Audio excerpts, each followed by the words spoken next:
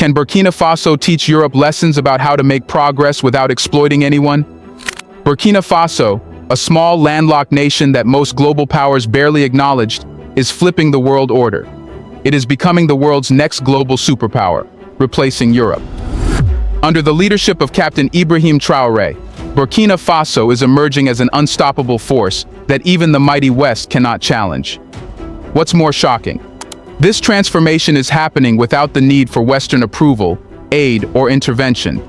The West, long accustomed to pulling the strings in Africa, is now left helplessly watching as Burkina Faso asserts control over its resources, builds its self-sustaining economy, and establishes an independent military that answers to no one but its people. But how has this small nation done what the West thought impossible? Let's find out.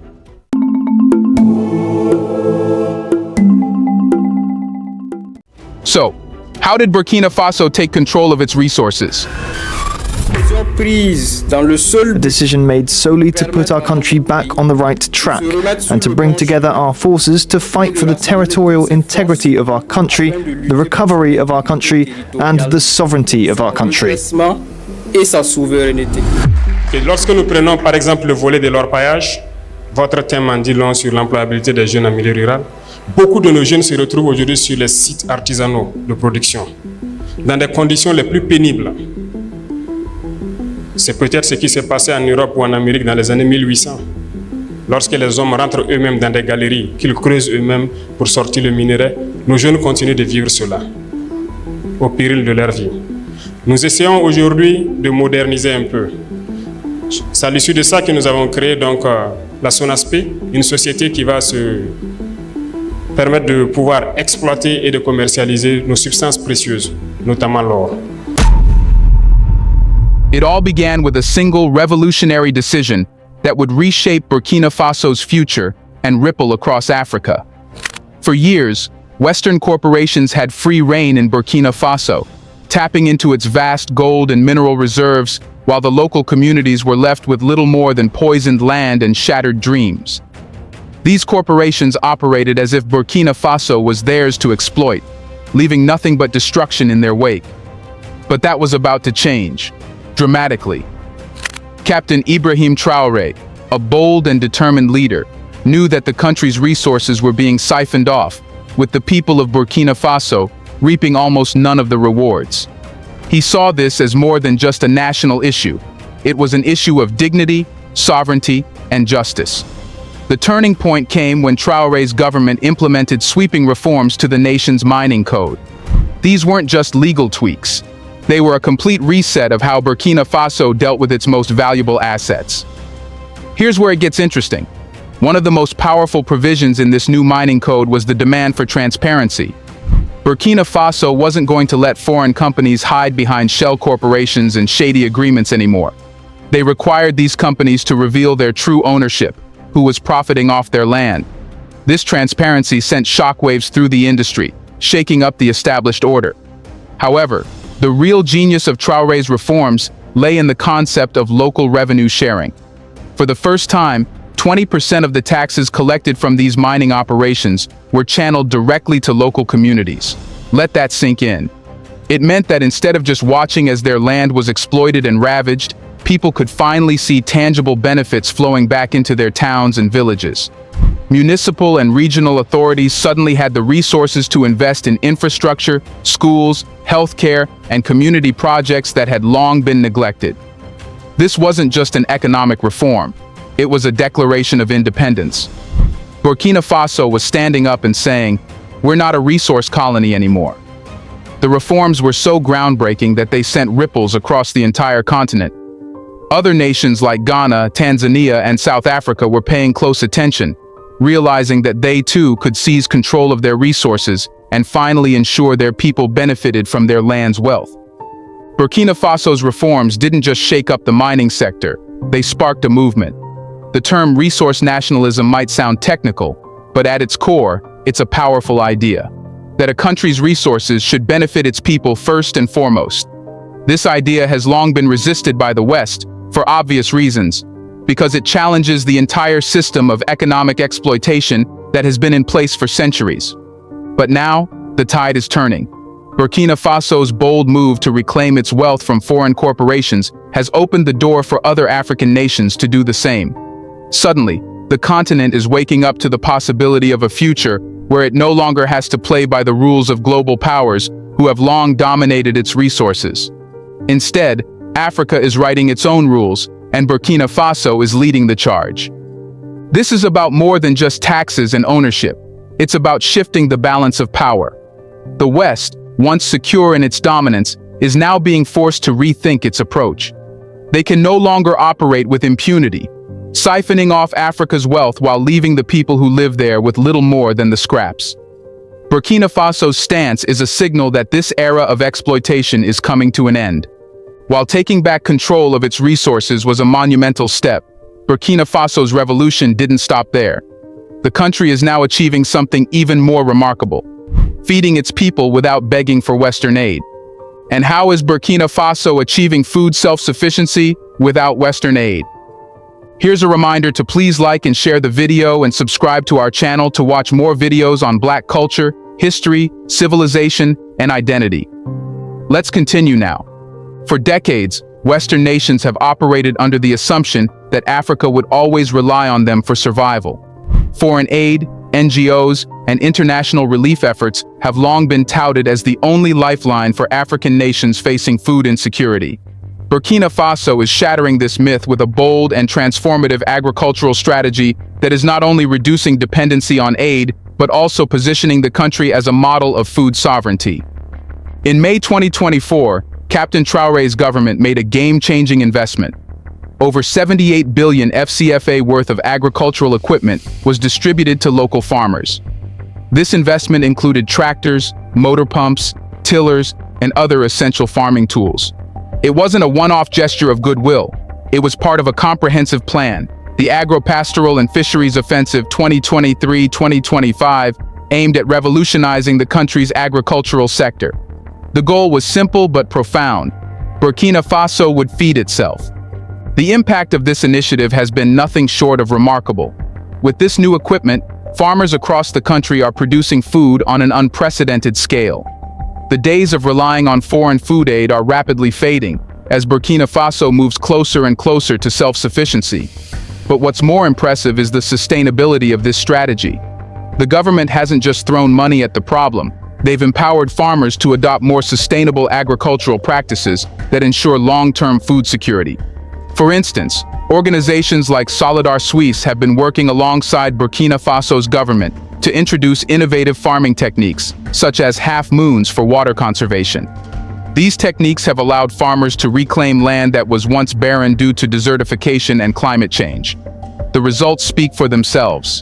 Self-sufficiency rates among participating families have skyrocketed from 12% to 80%. This kind of transformation is not just solving immediate food shortages, it's creating a sustainable agricultural model that can weather the challenges of climate change and political instability. But this success has raised eyebrows in the West. How is Burkina Faso achieving such rapid progress without the millions of dollars in aid that have traditionally flowed into African countries? The answer lies in Burkina Faso's rejection of the aid dependency model. Traore's government understands that foreign aid often comes with strings attached, strings that limit a nation's sovereignty and control over its policies. By investing in its agricultural sector, Burkina Faso has taken control of its food supply, freeing itself from the whims of foreign donors. This shift has significant implications not only for Burkina Faso, but for Africa as a whole. The continent has long been viewed as a recipient of aid rather than a producer of solutions. But Burkina Faso's success in agriculture is changing that narrative. African nations are beginning to see that they don't need to wait for handouts. They can take matters into their own hands, just like Burkina Faso has done. It's a bold new vision for Africa, one that terrifies the West because it threatens the very foundation of their control over the continent. The West may have underestimated Burkina Faso's capacity to feed itself, but they certainly didn't see the next move coming: Burkina Faso's rapid buildup of an independent military that operates without Western oversight. And how did Burkina Faso do it? Burkina Faso's rise isn't just economic, it's military as well. And this, perhaps more than anything, has the West truly shaken. For decades, Africa's military strength has been controlled and regulated by Western nations. They sold the weapons, trained the troops, and ensured that African armies were never strong enough to operate independently. But Burkina Faso? They've blown that model to pieces. In 2023, Burkina Faso made a $1 billion investment in military equipment, but none of it came from the West. Instead, the nation turned to China for its military needs, purchasing armored vehicles, drones, and helicopters that are specifically designed to defend the country's sovereignty against internal and external threats. The centerpiece of this military modernization was the acquisition of 50 CS-VP-14 and 40 VP-11 armored vehicles, mine-resistant ambush-protected MRAP vehicles capable of withstanding even the most intense combat scenarios. This isn't just an arms deal, it's a shift in global power dynamics. The West can no longer dictate Burkina Faso's defense strategy because they're not supplying the arms. And what's more, Burkina Faso's military isn't just for show. It's actively securing the nation against insurgent threats while reinforcing the country's independence from Western military influence. This move to partner with China instead of the West has profound implications. For one, it signals a shift in global alliances. Africa is no longer beholden to Western arms dealers or their terms. By diversifying their military partnerships, Burkina Faso is securing not just its borders, but its autonomy. And the West? They're watching in horror as this small nation builds an increasingly powerful military without their involvement. But what happens when a nation builds a military without outside oversight? In Burkina Faso's case, it means a military that operates on its terms, free from the entanglements of international arms deals that often come with hidden agendas. It means a military that serves its people, not foreign interests. And this is what makes Burkina Faso's military rise so terrifying to the West. If one African nation can do it, what's stopping the rest? The truth is that Burkina Faso's military independence represents a larger trend in Africa, a trend that the West is powerless to stop. Across the continent, nations are beginning to question their reliance on Western military aid and are exploring new partnerships with countries like China and Russia. The West, once secure in its role as the primary arms supplier to Africa, is now facing a reality where African nations are building their military strength without them. Burkina Faso's military independence has raised eyebrows globally, but their approach to healthcare is just as groundbreaking, and equally as independent from Western intervention. And what surprises wait in healthcare? In most parts of Africa, healthcare remains a privilege for the elite, with the majority of citizens left to fend for themselves. Western nations have long painted themselves as the saviors of Africa's healthcare system, but Burkina Faso is proving that real healthcare reform doesn't require foreign intervention. It requires national commitment. Captain Traore's government has made healthcare a priority, launching a fleet of 15 mobile clinics designed to bring essential health services directly to the people, no matter how remote their location. These clinics, valued at $8.8 million, are a lifeline for rural communities that have been underserved for decades. But what's truly revolutionary is that this initiative isn't funded by foreign aid. It's homegrown. Each mobile clinic provides essential services such as general checkups, vaccinations, cancer screenings, and even HIV testing. The clinics are equipped to handle a wide range of medical needs, from prenatal care to emergency services, ensuring that even the most vulnerable populations have access to life-saving care. And unlike the Western model, where elites fly to Europe for treatment, Burkina Faso's approach ensures that healthcare is available to everyone, right where they live. This initiative is part of a broader $56.58 million project to improve health and nutrition across the country. It's a bold statement that Burkina Faso is capable of taking care of its people. But more than that, it's a signal to the rest of Africa that true healthcare reform doesn't require dependency on foreign aid. It requires national leadership and a commitment to putting the needs of the people first. Let's suppose Burkina Faso keeps following this track. How would it look like in a few years? If Burkina Faso continues on this trajectory, the country could transform into a powerful, self-reliant nation that sets the standard for African sovereignty. Burkina Faso's control over its natural resources could lead to a thriving economy, driven by domestic revenue rather than foreign exploitation. The mining sector would flourish under local ownership, funneling wealth directly into the communities and national projects. This economic independence could allow Burkina Faso to further diversify into other sectors like agriculture, manufacturing, and technology, reducing reliance on foreign markets and aid. The country's agricultural revolution could position Burkina Faso as a food-secure nation, perhaps even exporting surplus crops to neighboring countries. Sustainable farming techniques would ensure resilience against climate change, turning once barren lands into productive agricultural zones. In a few years, Burkina Faso could become a model for food sovereignty across Africa, inspiring other nations to follow its lead. Burkina Faso's independent military could evolve into one of the most formidable forces in West Africa. With continued investments in military technology and partnerships outside the West, the nation could secure its borders from insurgent threats and even play a more significant role in regional security. As its military grows stronger, Burkina Faso could potentially lead regional coalitions that address security challenges across the continent, further diminishing Western influence in African military affairs. Healthcare access could drastically improve, with the expansion of mobile clinics and new health infrastructure. Burkina Faso's focus on healthcare might result in significantly reduced mortality rates, better maternal health outcomes, and improved life expectancy. The country could inspire other African nations to prioritize local solutions over foreign aid-dependent models by leading the charge in public healthcare innovation. Politically, Burkina Faso could emerge as an African leader, advocating for sovereignty, self-reliance, and resource control. The country's political model, rooted in accountability and leadership that serves the people rather than foreign interests, might influence neighboring nations to adopt similar reforms. Burkina Faso could become a key player in regional organizations like the African Union, driving the conversation on African independence from Western influence. In a few years, if Burkina Faso stays the course, it could become a symbol of African resilience and sovereignty, challenging the long-held Western narrative of Africa as a dependent continent.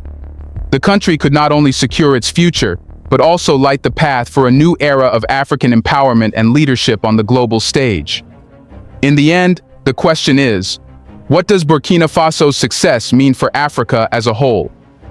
Burkina Faso's rise is about more than just one nation. It's about the future of Africa as a whole. For centuries, the West has operated under the assumption that Africa would always need them. But Burkina Faso is showing the world that Africa doesn't need the West. They just need leadership that believes in the continent's potential. What we're seeing in Burkina Faso is a revolution in African sovereignty. By taking control of its resources, achieving food self-sufficiency, building an independent military, and providing healthcare without foreign aid, Burkina Faso is proving that African nations can stand on their own. And this isn't just theoretical, it's happening in real time, with real results. The implications for the rest of Africa are profound. Other nations are beginning to take note of Burkina Faso's success and are starting to rethink their relationships with Western powers. Resource nationalism, military independence, and healthcare reform are no longer distant dreams. They are achievable goals. Burkina Faso has lit a fire under the entire continent, and the West is scrambling to figure out how to respond. But the truth is, they may not be able to. Burkina Faso has already proven that Africa's future doesn't depend on the West. It depends on Africa. The question now is, how long until the rest of the continent follows suit? Will Africa finally be free from the West? Let us know in the comment section. If that happens, will Traore be the reason? Or the credit go to the locals who are supporting leaders like Traore and rejecting leaders who are puppets? Do you want to watch more videos like this one? If so, subscribe to our channel and press the bell icon next to it. We have decided to bring videos on something nobody talks about: the Black culture, civilization, history, and evidence about how glorious Blacks have been. Thanks for watching, and until the next video, stay tuned.